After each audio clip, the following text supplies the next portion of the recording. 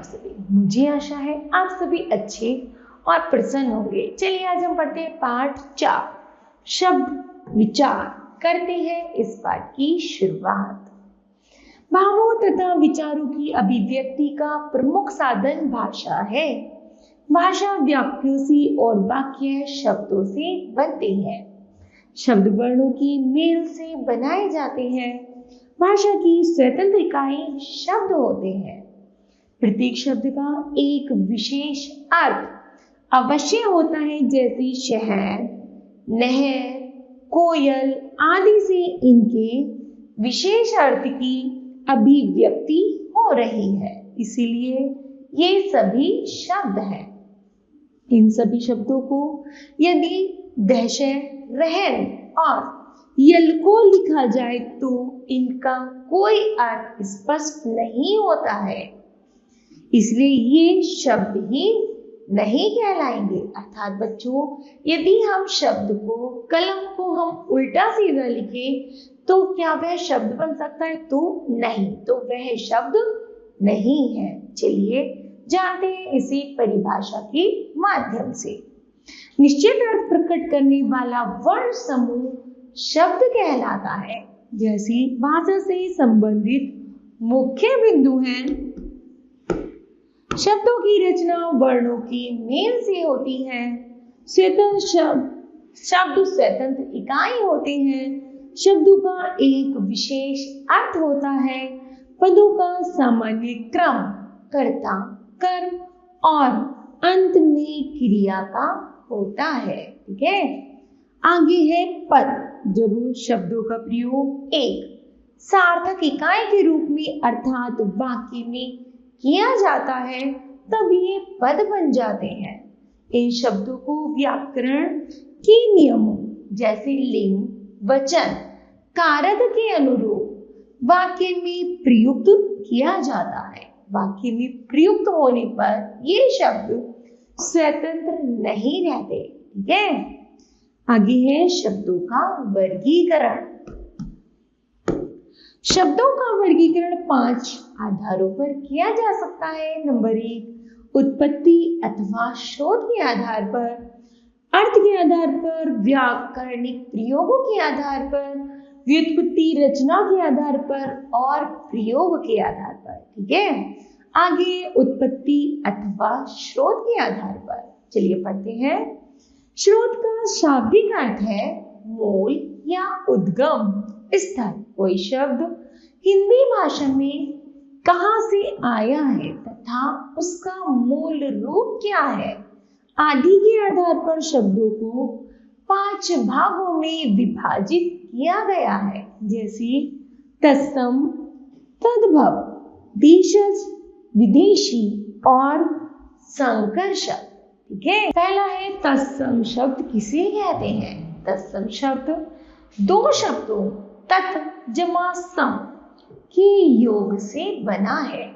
इसका अर्थ है उसके समान। जो शब्द संस्कृत भाषा मूल भाषा से ज्यों की त्यों हिंदी में आ गए हैं वे तत्सम शब्द कहलाते हैं। इनको हिंदी में भी वैसे ही प्रयुक्त किया जाता है जिस रूप में संस्कृत में किया जाता है।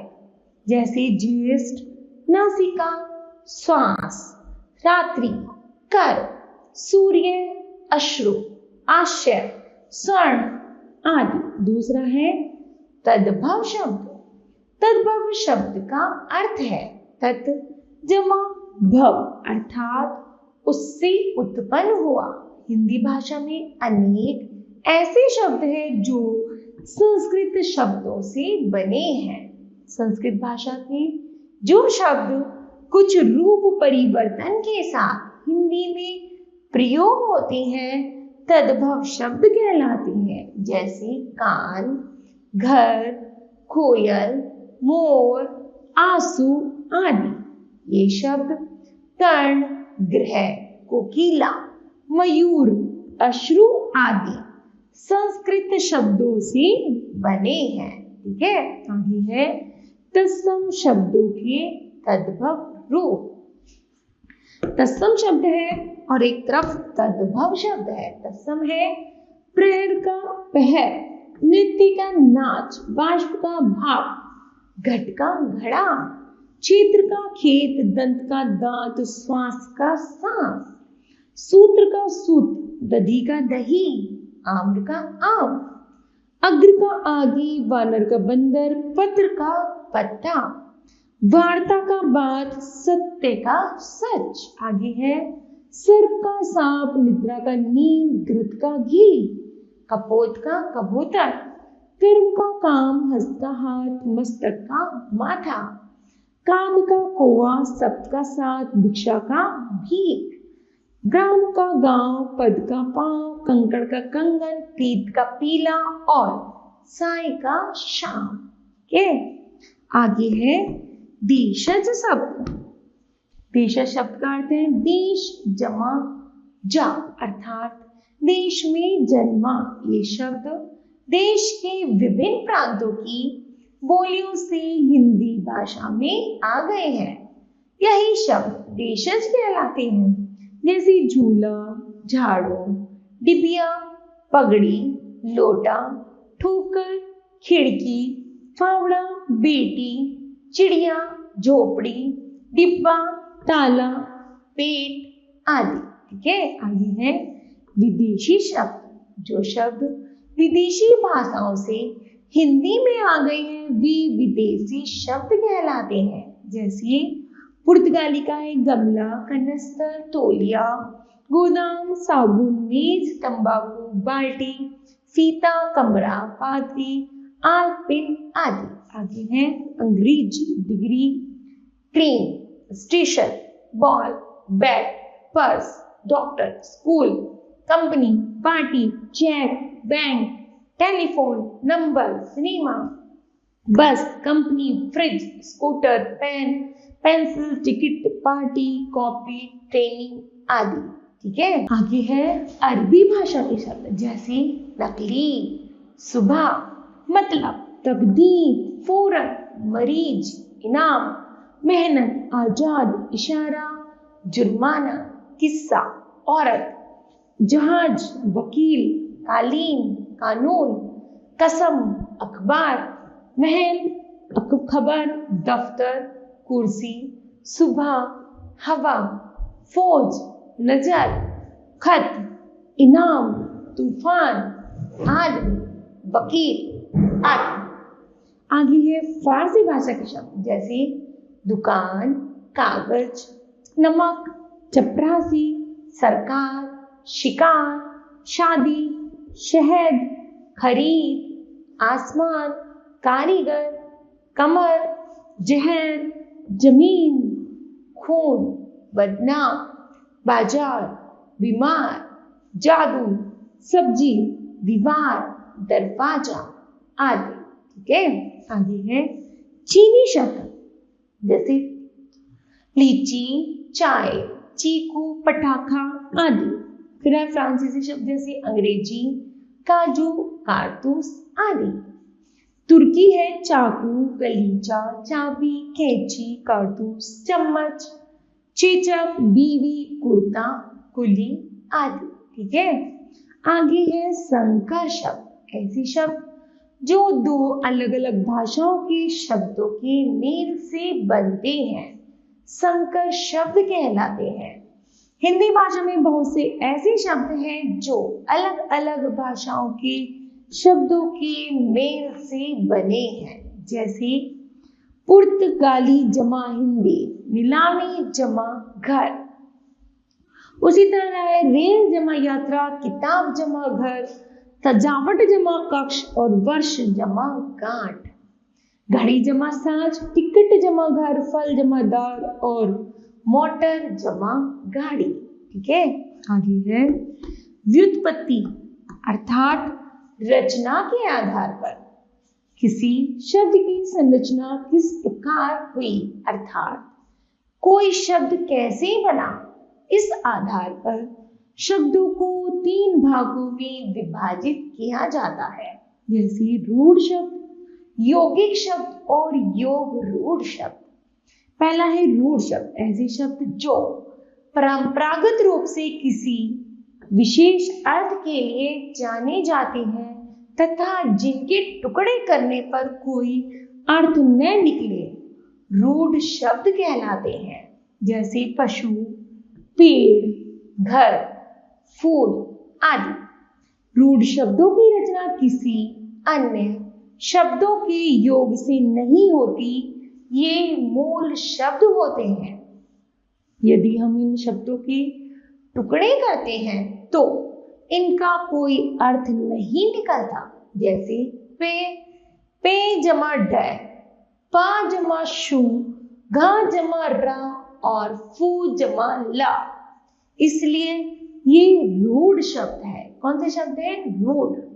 आगे है यौगिक शब्द। ऐसे शब्द जो दो या दो से अधिक शब्दों या शब्दांशों के योग से बनते हैं तथा इनके टुकड़े करने पर उन टुकड़ों का भी कोई अर्थ निकलता है, यौगिक शब्द कहलाते हैं। जैसे पाठशाला, पाठ जमा शाला, रसोई घर, रसोई जमा घर, ईमानदार, ईमान जमा दार, घुड़सवार, घुड़ जमा सवार आदि। ठीक है।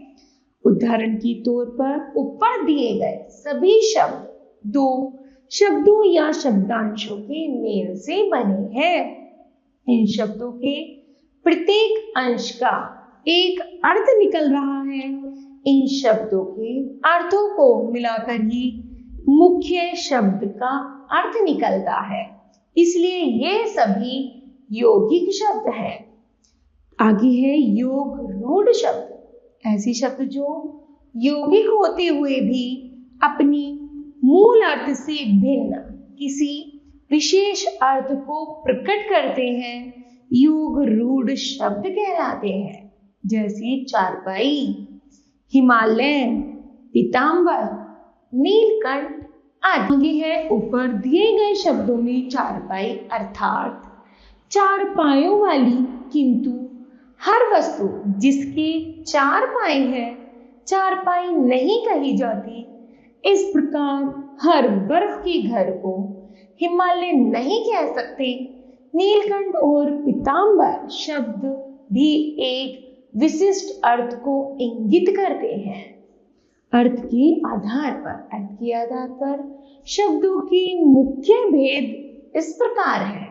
जैसे एकार्थी शब्द, अनेकार्थी शब्द, समानार्थी या पर्यायवाची शब्द, विपरीतार्थक या विलोम शब्द, श्रुति सम भिन्नार्थक शब्द और अनेक शब्दों के लिए एक शब्द। आगे है एकार्थी शब्द। ऐसे शब्द जिनका केवल एक ही अर्थ होता है एकार्थी शब्द कहलाते हैं। जैसे नदी, पहाड़, मित्र, भाषण, पुस्तक आदि। आगे है अनेकार्थी शब्द। जैसे जिन शब्दों का एक से अधिक अर्थ होता है वे अनेकार्थी शब्द कहलाते हैं। ये शब्द स्थितियां के संदर्भ के अनुसार अर्थ प्रकट करते हैं। जैसे कर का है टैक्स, किरण, हाथ, सूंड। पत्र से बनता है चिट्ठी, पंख, पत्ता। उसी तरह कनक से है गेहूं, धतूरा, सोना। भेद से है प्रकार या रहस्य। ठीक है बच्चों।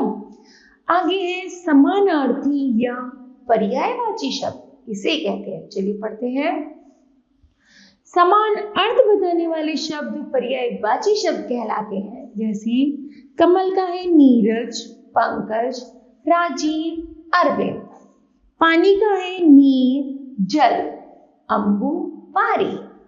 आग का है अनल, पावक, अग्नि, हुताशन। दिवस का है वार, दिन, वासर। आगे है विपरीतार्थक या विलोम शब्द। जो शब्द एक दूसरे का विपरीत या उल्टा अर्थ प्रकट करते हैं विलोम शब्द कहलाते हैं। जैसे जन्म मरण, पाप पुण्य, लाभ हानि, गुण दोष, दिन रात, हर्ष का शोक। ठीक है। आगे है श्रुति संविनाटक शब्द। किसे कहते हैं? चलिए पढ़ते हैं। जो शब्द जो सुनने में एक समान लगते हैं किंतु उनके अर्थ भिन्न होते हैं। श्रुतिसम भिन्नार्थक शब्द कहलाते हैं।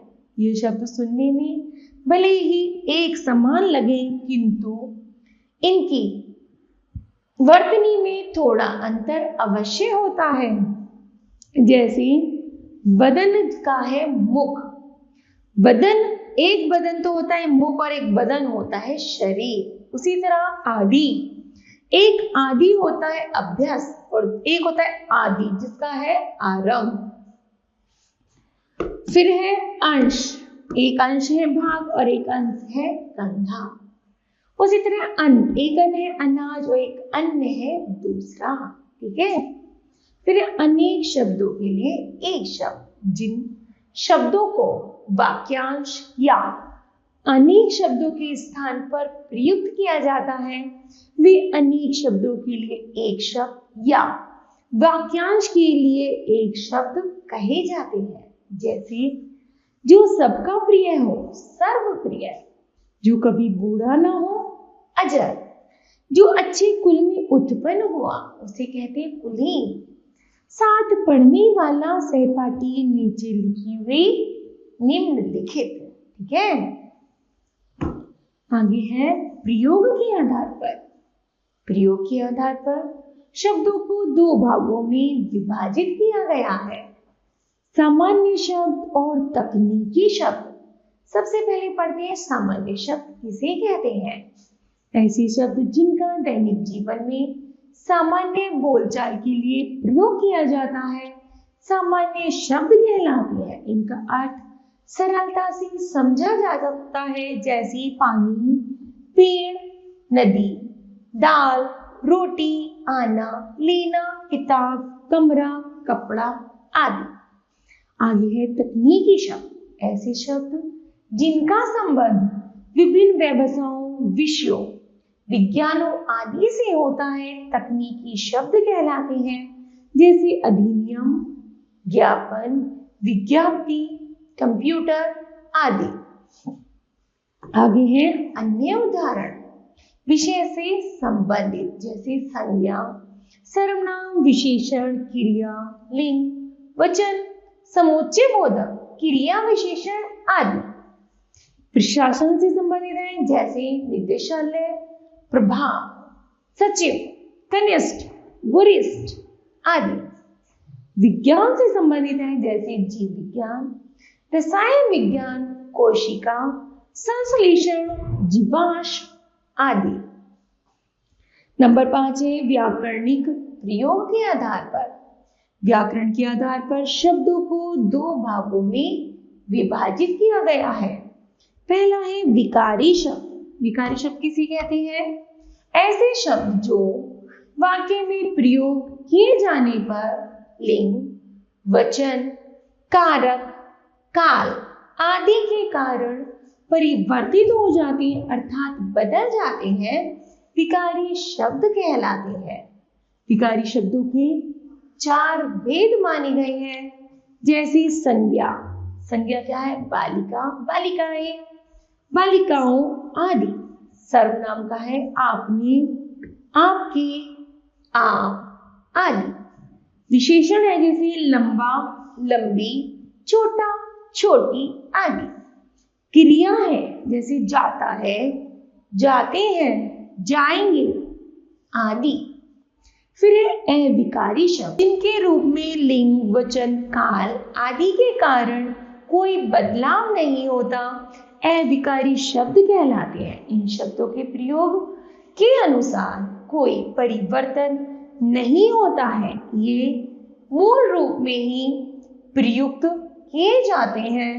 इनके 5 भेद हैं, जैसे क्रिया विशेषण, जल्दी, बाहर, धीरे धीरे आदि।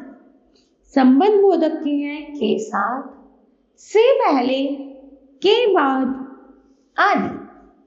समुच्चय बोधक है अथवा, और, परंतु, किंतु आदि। विस्मय आदि बोधक है वाह, क्या, आह, अरे आदि। निपात है ही, भी, तो, आदि। ठीक है बच्चों, इस तरह यह पाठ समाप्त होता है। चलिए पढ़ते इससे पहले हम महत्वपूर्ण तथ्यों। वर्णों की मेल से बनी सार्थक व स्वतंत्र भाषिक इकाई शब्द कहलाती है। वाक्य में प्रयोग किए गए शब्द पद कहलाते हैं। शब्दों का वर्गीकरण स्रोत, रचना, अर्थ, प्रयोग तथा व्याकरणिक प्रकार्य के आधार पर किया जाता है। स्रोत के आधार पर शब्द तत्सम, तद्भव, देशज, विदेशी और संकर होते हैं। ठीक है, तो मुझे आशा है बच्चों यह पाठ आपको भली भांति समझ आया होगा। धन्यवाद।